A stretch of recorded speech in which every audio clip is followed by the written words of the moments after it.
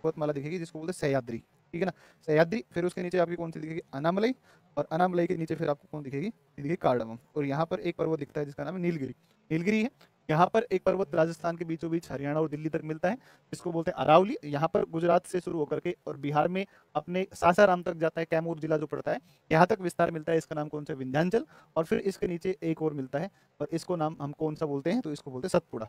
तो इसको हम सतपुड़ा बोलते हैं। तो ये जो पर्वत मेरे भाई, ये तो आपका कौन सा हो गया, ये तो आपका हो गया अरावली हो गया, है ना, ये तो अरावली हो गया, अरावली पर्वत हो गया, प्राचीन वलित पर्वत है ना। प्री कैम्ब्रियन काल में इसका निर्माण हुआ 4 राज्यों, गुजरात, राजस्थान और हरियाणा, और 3 राज्य और एक यूनियन टेरिटरी जो है जेएनयू कैंपस तक फैला हुआ है, दिल्ली तक फैला हुआ है, इसको बोलते हैं मरावली बोलते हैं, ठीक है। दूसरी बात करते हैं विंध्याचल। विंध्याचल जो है बलुआ पत्थर मिलते हैं इसके अंदर, है ना।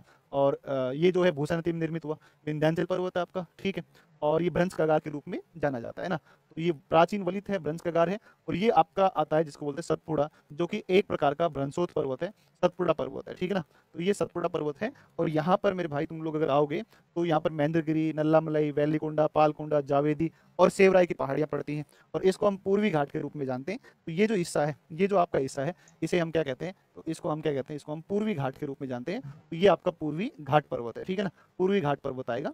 और ये जो पश्चिमी घाट है, ये भी वास्तव में एक प्राचीन वलित पर्वत के रूप में भी इसको जानते हैं, या फिर इसको भ्रंश कगार पर्वत के रूप में आपका आ जाता है, ठीक है ना। चलो इसको पढ़ेंगे। ये जो ऊपर का भाग है, इसे हम क्या कहते हैं, ये जो ऊपरी भाग है, इसको हम सह्याद्री श्रेणी के नाम से जानते हैं, इसको हम सह्याद्री श्रेणी के रूप में जानते हैं, इसको बोलते हैं सह्याद्री श्रेणी बोलते हैं। देखो इसको बोलते हैं सह्याद्री श्रेणी। सह्याद्री श्रेणी के बाद में अगर बात करते हैं, तो सह्याद्री श्रेणी के बाद में बात करते हैं, इसका जो आएगा, इसका आएगा अनामलई श्रेणी आएगा, ठीक है ना। ये आएगा अनामलई श्रेणी आएगा, इसको हम बोलते हैं अनामलई श्रेणी बोलते हैं। और अनामलई श्रेणी जो है, इसके नीचे आपकी एक श्रेणी आती है, इसको हम बोलते हैं कार्डामम। और कार्डामम का हिंदी होता है इलायची। तो ये आपकी होगी कार्डामम श्रेणी, या जिसको हम इलायची श्रेणी के रूप में जानते हैं, या ये होगी आपकी कौन सी, ये होगी इलायची श्रेणी होगी, इलायची, ठीक है ना। ये आपकी इलायची श्रेणी होगी। केरल के अंदर विस्तार मिलता है अनामलई का, और केरल में विस्तार मिलता है किसका, कार्डामम का, ठीक है ना। देखो अनामलई जो है, इसके अंदर 2 शब्द हैं, एक है आपका अनई है, और एक आपका शब्द है मलई है ना। एक मलई है, ठीक है ना। अनई का मतलब होता है हाथी, अनई का मतलब होता है हाथी, और मलई का मतलब होता है पहाड़ी। मतलब वे पहाड़ियाँ जो अपने यहाँ हाथियों की आबादी के लिए काफी प्रसिद्ध हैं, वो कौन सी पहाड़ियाँ हैं, अनामलई। अनामलई का वास्तव में विस्तार कहाँ पर है, ये अनामलई का विस्तार आपका मिलता है कहाँ पर, ये मिलता है केरल के अंदर मिलता है। देखो इसमें आप देखोगे तो यहाँ पर 2 दर्रे पड़ते हैं, एक जो दर्रा पड़ता है ना, एक दर्रा पड़ता है, इस एक दर्रे की हम बात करते हैं। एक दर्रा पड़ता है आपका, इसको बोलते हैं थाल भोर पाल सेन, है ना, थाल घाट दर्रा पड़ता है, थाल घाट दर्रा पड़ता है। दूसरी बात अगर करोगे तो पाल घाट, थाल भोर घाट, ठीक है ना, थाल फिर पड़ता है आपका भोर घाट दर्रा पड़ता है, इस दर्रे का नाम है भोर घाट दर्रा है, ये भोर घाट दर्रा है। फिर इसके नीचे आप देखो, ये जो पहाड़ियां हैं, इन पहाड़ियों को हम कौन सी बोलते हैं, तो ये जो श्रेणी है जो पश्चिमी और पूर्वी घाट को मिलाती है, इसको बोलते हैं नीलगिरी श्रेणी बोलते हैं। तो ये श्रेणी कौन सी है आपकी, ये नीलगिरी श्रेणी है, ये नीलगिरी श्रेणी आ जाएगी, ठीक है ना। ये आपकी श्रेणी कौन सी, नीलगिरी। और नीलगिरी और अनामलई के बीच में बहुत माइनर डिफरेंस है, यहाँ पर बहुत गलती करते हैं बच्चे, यहाँ पर बहुत गलती करते हैं। और ये जो है ना, ये वाला जो भाग है, इसकी अगर आप बात करोगे, इसी घाट को या इसी दर्रे को हम क्या कहते हैं, तो इसको पाल घाट या पलक्कड़ गैप के नाम से जानते हैं। तो इसको हम पाल घाट दर्रा, देखो दर्रे को दक्षिण भारत में वास्तव में घाट कहा जाता है, राजस्थान में भी घाट कहा जाता है, जैसे भोर घाट है ना, तो भोर घाट ये, अरे यार कामली घाट है, खामली घाट है ना, गोराम घाट है। तो राजस्थान में भी यही दर्रे, कामली घाट, खामली घाट, गोराम घाट। तो ध्यान रखना, मैं यहाँ साइड में लिख देता हूँ, एक दर्रे का नाम लिख देता हूँ, और इसका नाम है गोराम घाट। और जो गोराम घाट दर्रा है ना, ये गोराम घाट दर्रा जो आएगा, इसको केवल रेलवे से ही पार किया जाता है। ये अरावली में पड़ता है, राजस्थान में, अरावली के अंदर है। अरावली में किसमें आएगा, ये राजस्थान में आ जाएगा। अरावली में राजस्थान का जो भाग है, राजस्थान वाला जो भाग है, राजस्थान का जो क्षेत्र है, इसके अंदर है गोराम घाट। और इसमें ये दर्रा पाल घाट, या इसको हम पलक्कड़ गैप के नाम से जानते हैं, इसको हम जानते हैं कौन सी, पलक्कड़ गैप के नाम से जानते हैं, पलक्कड़ गैप के नाम से जानते हैं, ठीक है ना। मानसून की हवाएं इसी से पार करते हुए आगे बढ़ती है। और नीचे आप चलोगे तो इसी में आप नीचे चलोगे तो यहाँ पर ही आएगा, ये आपका जो दर्रा है, ये इसको सेन कोटा या सेन कोट दर्रा या सेन कोटा, है ना, कुछ भी कह दो, सेन कोटा, या इसको हम सेन कोट दर्रे के नाम से जानते हैं, सेन कोट दर्रा, सेन कोट दर्रा। तो आपको ना 4 नाम याद कर रहे हैं, एक नाम याद करना थाल, एक भोर, एक पाल, एक सेन, थाल भोर पाल सेन, ऐसे याद करना है, थाल भोर पाल सेन, थाल भोर पाल सेन। अगर आप ऐसे 4 याद करोगे तो 2 दर्रे जो आपके आते हैं, ये दोनों ही दर्रे कहाँ पर हैं, तो ये दोनों ही दर्रे कहाँ पर पड़ते हैं, तो ये दोनों ही आपके कहाँ पड़ते हैं, महाराष्ट्र में पड़ते हैं। और ये जो दोनों ही दर्रे हैं, ये भी आपका कहाँ पर है, ये भी आपका केरला के अंदर पड़ेगा, ठीक है ना, ये केरला के अंदर पड़ेगा। और ये भी नीचे भी आपका केरलम, है ना। तो अभी तो इसका नाम क्या हो गया केरला का, तो ये केरलम हो गया, तो केरलम हो गया, तो ये भी केरलम में है, और ये भी आपका केरलम में है, मतलब केरलम के अंदर ही आएगा ना, तो केरला के अंदर आएगा। तो 2 पाल घाट और ये दोनों आएंगे आपके। यहाँ पर जो राज्य पड़ता है, इस राज्य का नाम कौन सा, तमिलनाडु है। तो तमिलनाडु के लिए ये आपके दर्रे दोनों ही जोड़ते हैं, ये भी जोड़ता है पाल घाट भी और ये भी जोड़ता है। तो इसका सही आंसर कौन सा होना चाहिए इसमें? इसमें ठीक आंसर होना चाहिए और ये होना चाहिए कौन सा? केरल आएगा। इसका सही आंसर कौन सा होना चाहिए? केरल होना चाहिए। केरल इसका बिल्कुल एप्रोप्रिएट आंसर है, मतलब ठीक ठाक उत्तर जो आएगा वो कौन आएगा?